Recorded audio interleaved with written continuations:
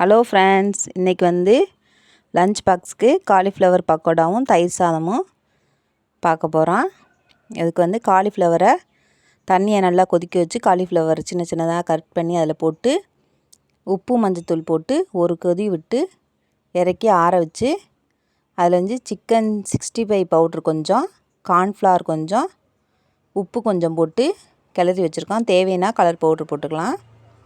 போட்டு எண்ணெய் நல்லா சூடானதும் இதை போட்டு அதில் பொரிக்க வேண்டியது.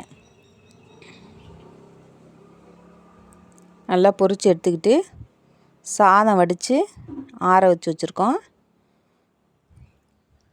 அதை தயிர் சாதம் கிளறணும். இது பாருங்கள், நல்லா வெந்துக்கிட்டு இருக்குது. நல்லா எண்ணெய் சூடாக இருக்கும்போது போட்டால் தான் நல்லா கிறிஸ்பியாக வரும். கார்ன்ஃப்ளவர் மாவு கொஞ்சம் அதிகமாக போட்டுக்கோங்க.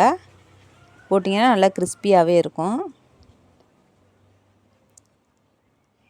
காலிஃப்ளவர் இதுக்கு குழஞ்சிடக்கூடாது, அரை வேக்காடாக இருக்கணும்.